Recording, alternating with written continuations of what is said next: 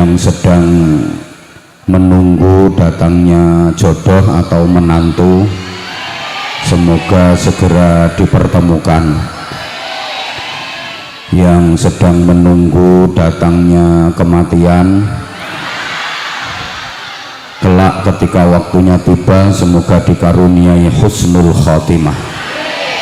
Mudah-mudahan semuanya diselamatkan, dimuliakan, dibahagiakan dunia sampai ke surga. Al-Fatihah. A'udzubillahi minasyaitonirrajim. Bismillahirrahmanirrahim.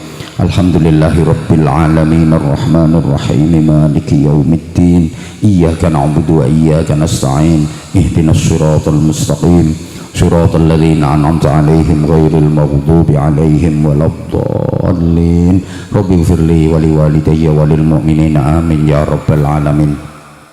Bapak, Ibu, adik-adik dan seluruh jamaah, apapun nikmat yang kita dapat dari Allah wajib kita syukuri dengan syukur yang benar, dengan syukur yang sungguh-sungguh, karena sesungguhnya nikmat-nikmat yang kita dapat itu bukan hanya merupakan bentuk rahmat kasih sayang Allah kepada kita saja, tapi apapun nikmat yang kita dapat itu sesungguhnya juga merupakan ujian bagi kita.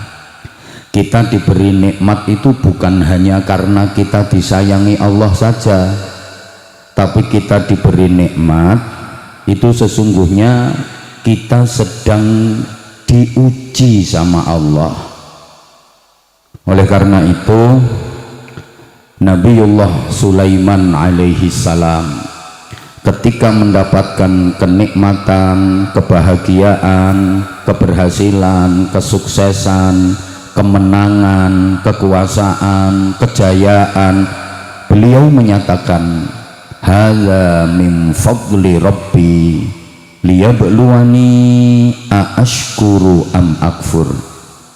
Semua ini, nikmat-nikmat yang aku dapat ini adalah karunia dari Tuhanku Allah Subhanahu wa ta'ala yang diberikan kepadaku sebagai ujian untuk menguji diriku, apakah dengan nikmat-nikmat ini aku menjadi orang yang syukur atau menjadi orang yang kufur.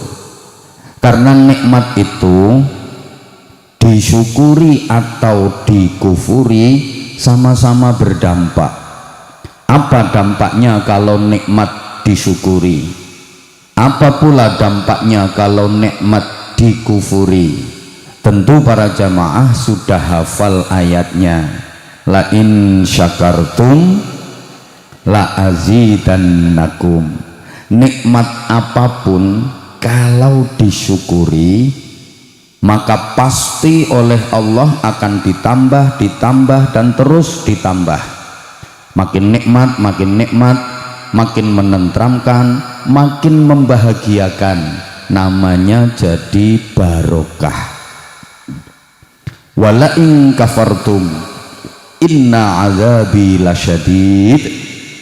Nikmat apapun kalau dikufuri maka awas, nikmat itu akan berubah menjadi siksa yang menyakitkan, makin sengsara, makin menderita, namanya jadi musibah.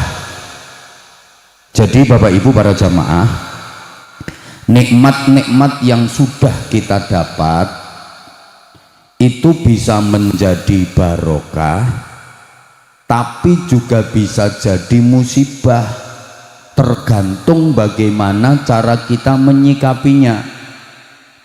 Kita syukuri atau kita kufuri. Dikasih nikmat kok syukur, maka pasti akan jadi barokah.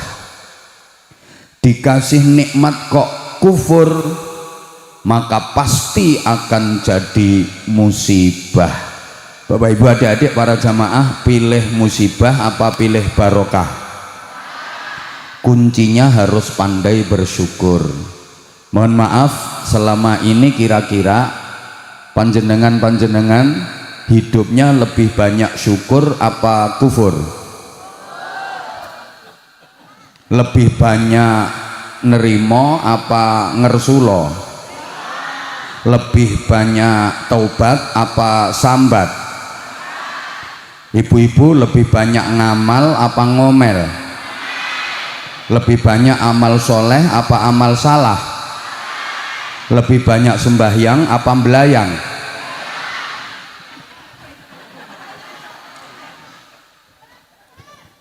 Jangan salahkan siapa-siapa kalau hidupnya tidak bahagia. Ya salah sendiri yang kurang pandai bersyukur. Allahumma sholli ala Muhammad. Jadi kita dikasih nikmat sama Allah itu kita diuji. Coba warga Panggang Sari tak kasih nikmat, jadinya kayak apa? Tambah baik apa jadi rusak? Kalau dikasih nikmat kok tambah baik, nikmat itu terus ditambah sama Allah jadi kebaikan, tambah kebaikan, itu barokah. Kalau dikasih nikmat kok tambah rusak, maka akan disiksa dan terus disiksa, itu musibah.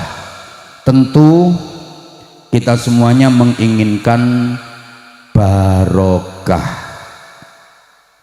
Barokah itu ziyadatul khair, bertambahnya nilai kebaikan. Hidup yang barokah itu hidup yang ada dinamika ke arah yang lebih baik, to be excellent.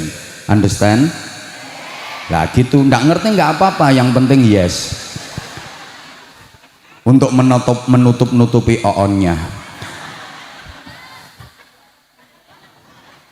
Hidup yang barokah itu makin hari makin berarti, semakin lama semakin bermakna, semakin lama semakin mulia, semakin tinggi derajatnya semakin mahal harganya. Itu hidup barokah. Jangan sampai hidup makin lama kok derajatnya makin rendah, harganya makin murah. Itu hidup yang gagal. Barang-barang di dunia ini aja semuanya harganya makin lama makin mahal kok, betul? Tanah di mana-mana harganya makin lama makin mahal. Yang kenceng jawabnya. Tanah di mana-mana harganya makin lama makin. Alat-alat elektronik itu harganya makin lama makin. Kendaraan-kendaraan bermotor harganya makin lama makin. Perabot-perabot rumah tangga apapun itu harganya makin lama makin. Sampai bumbu dapur harganya makin lama makin. Nah, saya ceramah juga begitu. Loh, artinya saya kalau ceramah ya begitu, itu seperti itu. Barokah itu makin lama makin mahal, semakin tua semakin mulia, semakin banyak ibadahnya, semakin banyak pengabdiannya, semakin banyak kebaikannya, semakin banyak pahalanya. Itu barokah. Memang hidup yang paling nikmat adalah hidup yang barokah. Ayo semuanya ngikutin biar dapat percikan berkahnya. Hidup yang paling nikmat adalah hidup yang, keluarga yang paling bahagia adalah keluarga yang, desa yang paling baik itu desa yang, jabatan yang paling terhormat adalah jabatan yang, pekerjaan yang paling baik itu ya pekerjaan yang, rezeki yang paling baik menenteramkan adalah rezeki yang, duit yang paling baik menenteramkan adalah duit yang barokah. Nah, perlu diingat, duit yang barokah itu nggak harus banyak jumlahnya, nggak harus banyak nominalnya, tapi banyak manfaatnya, banyak maslahahnya, banyak kebaikannya. Dan tanda-tanda barokah itu bikin hati ayem, hidup tentrem. Nyaut, hati hidup. Sekali lagi, tanda barokah itu hati hidup. Oke, nggak usah diikutin sekarang. Jadi tanda barokah itu hati ayem, hidup tentrem, meskipun duitnya banyak. Lah apa salah kata-kata saya? Hati ayem, hidup tentrem meskipun duitnya cocok. Nah, kalau punya duit banyak tapi hati nggak ayem, hidup nggak tentrem, ya nggak barokah. Percuma. Misal punya duit banyak banget 100 juta, banyak apa banyak? Ya maaf kalau ukuranmu ya udah banyak segitu, kan jarang-jarang pegang duit segitu. Punya duit banyak 100 juta tapi keluarganya nggak tentrem. Misalnya anaknya nakal-nakal, anaknya yang laki-laki keranjingan judi online, hobinya dugem, acep,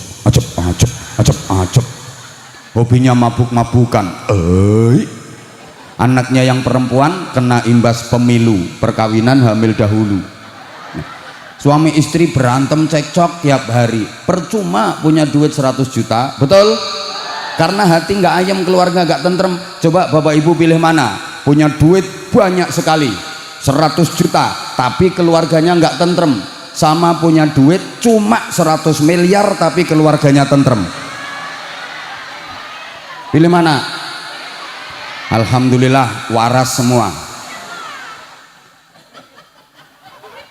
Rumah yang barokah itu ukurannya bukan dari luarnya tapi dalamnya. Desa yang barokah ukurannya bukan dari luarnya tapi dalamnya.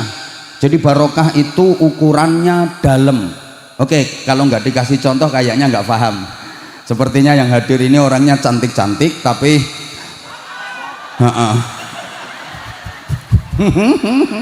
maaf ya kalau aku bilang on itu bukan karena merendahkan apalagi melecehkan, sama sekali ndak. Itu bahasa akrab karena aku tuh orangnya nggak bisa jauh dari kamu.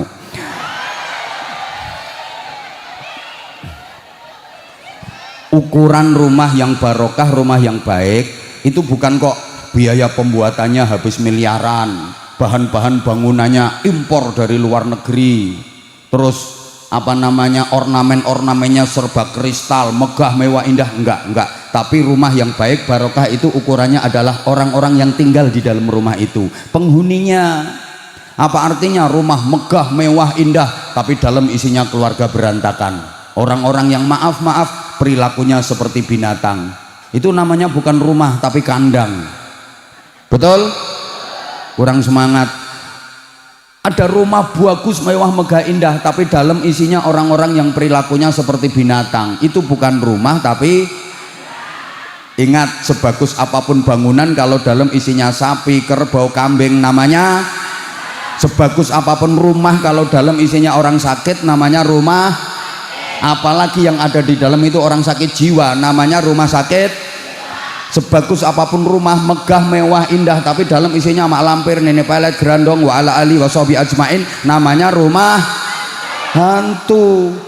Sebaliknya, meskipun rumah itu kecil, sederhana, miring, pinggir kali, kalau di perumahan ada RSS, rumah sangat sederhana, itu udah paling kecil. Ini lebih kecil lagi, RSS, rumah sangat sederhana sekali, sampai-sampai sulit simpangan, sulit senden, sulit sendeklu, sulit selonjoran, sumpek, sesek-sesekan selalu.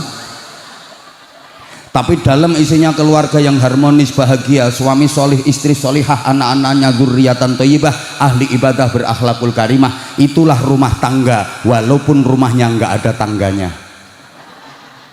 Nah, ceramah yang mahal ini model kayak gini.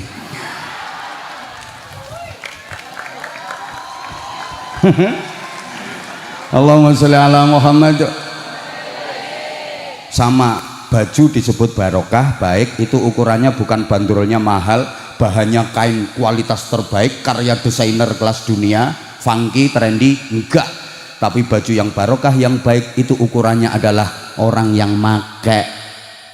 Ada baju bandrolnya mahal, bahannya kain sutra kualitas tertinggi, karya desainer top dunia, tapi maaf yang make perempuan nakal. Apa itu namanya? WTS, wadah titip senjata.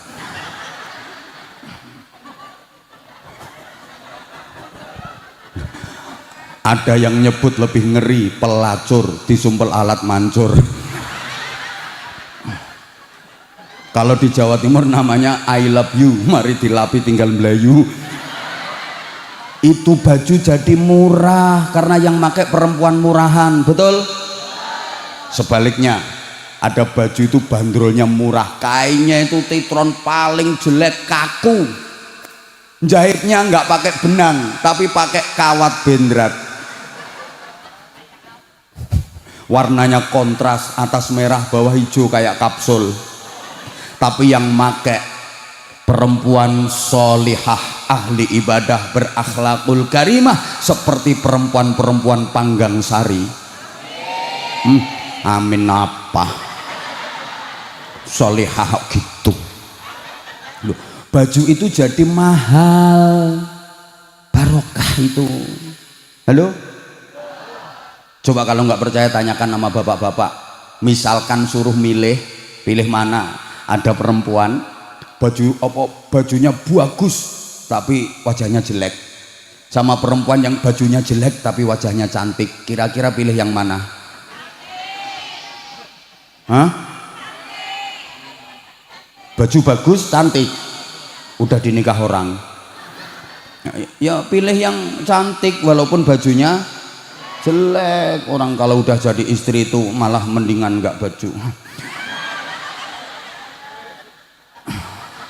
Lah iya, baju nggak penting kalau urusan itu loh ya. Halo, ini saya ingin menyampaikan bahwa barokah itu ukurannya adalah dalam ukuran barokah, dan barokah itu yang bikin bahagia. Bukankah kita semuanya pengen bahagia, betul? Bahagia itu wajib para jamaah. Susah itu dosa. Halo, bisa dilanjut? Tolong khidmah, tolong tertib. Bahagia itu wajib, susah itu dosa. Maka jangan dibiasakan susah. Saya ulang, susah itu dosa, jangan dibiasakan. Nah, ada yang mikir, lah kalau aku tiap hari susah berarti aku tiap hari dosa. Iya. Kenapa susah kok dosa? Karena dilarang sama Allah. La takhaf wa la tahzan. Jangan takut, jangan susah. Orang takut itu karena yang dilakukan salah. Orang susah itu karena yang dilakukan jelek. Selama yang dilakukan benar, nggak bakalan takut. Coba dipikir, kalau omongan saya keliru boleh dibantah, tak tunggu saat ini juga. Kenapa orang takut? Ya karena yang dilakukan salah. Selama yang dilakukan benar, nggak bakalan takut. Makanya betul pepatah, berani karena benar, takut karena.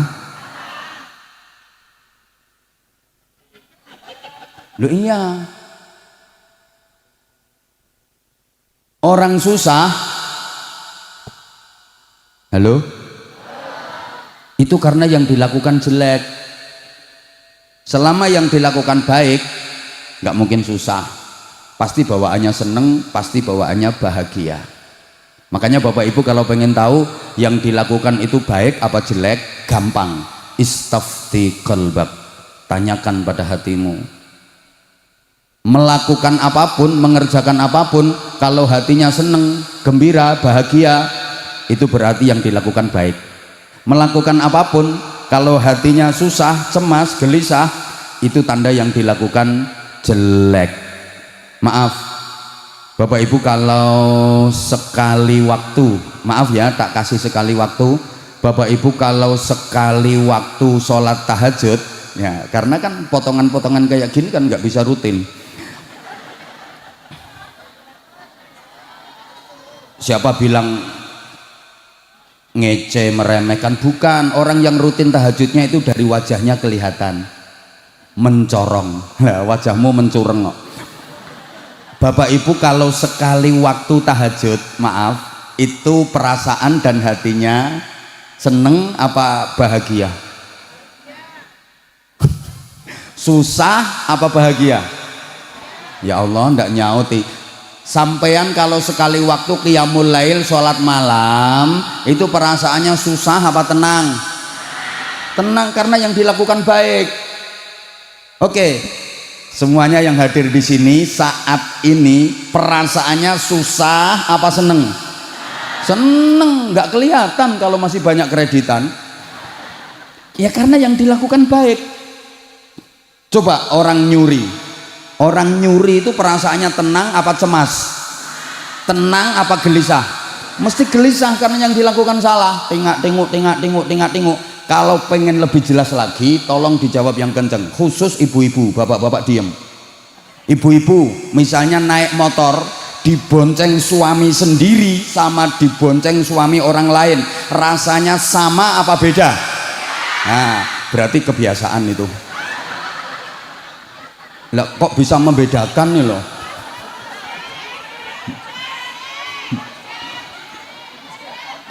Bukan ojek ini. Loh, itu yang jawab ojek ngebantah itu memang saking biasanya dia. Ya mesti beda. Kalau yang bonceng suami sendiri tenang. Tenang. Ketemu siapapun tenang. Mbak mau kemana mbak? Mau ke pasar, mau belanja. Malah tenang, pegangan pinggang ini, rakut ngene. Kalau perlu pegangan tutup tangki. Ya karena yang dilakukan baik, bener. Coba kalau yang bonceng suaminya orang lain, ayo yang nggak bener itu, dari jauh tahu ada tetangga no, mati aku. Langsung jilbabnya ditutupin ke wajahnya, seret, melungker gitu. Makanya bahagia itu wajib. Saking pentingnya bahagia, setiap azan dikumandangkan itu ada ajakan dan seruan untuk bahagia. Hayya 'alal falah.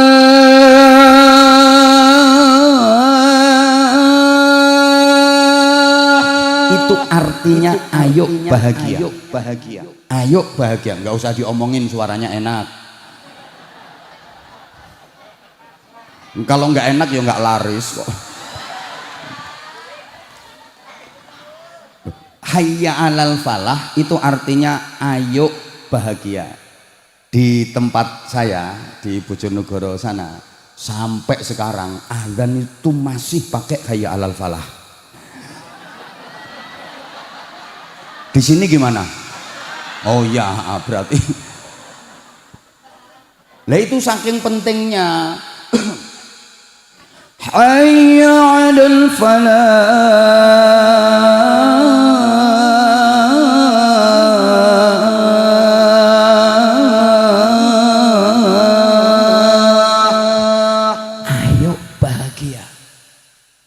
Dibilangin enak kok suaranya. Ini padahal suara nomor 3. Suara nomor 1 lebih enak lagi, tapi syaratnya harus minum jahe dulu. Nah ini nggak ada wedang jahenya, yang nggak bakal keluar suara nomor 1. Adanya cuma teh ini. Biasanya keluar suara nomor 1 itu kalau habis minum wedang jahe. Mudah-mudahan panitianya peka. Allahumma sholli ala Muhammad. Loh, ini artinya ayo bahagia. Kenapa bahagia itu wajib? Kalau diurutkan begini ya, tugas utama manusia di dunia ini adalah menjadi orang baik. Nah orang baik itu siapa? Menurut Rasulullah, khairun nasi anfa'uhum linnas. Sebaik-baik manusia adalah yang hidupnya bermanfaat untuk sesama. Sebaik-baik manusia itu yang bisa berbagi manfaat kepada banyak orang. Berbagi manfaat itu berarti kan menyenangkan banyak orang. Allahumma sholli ala Muhammad. Ini kok banyak yang ngomong-ngomong sendiri, ini kira-kira yang diomongin apa ya? Pokoknya gini aja perjanjiannya, kalau jamaahnya ngomong sendiri-sendiri ya udah saya ceramahnya 20 menit saja. Tapi kalau jamaahnya tertib, insya Allah nanti ceramahnya agak lama dan nanti ada juga bagi-bagi sarung cap.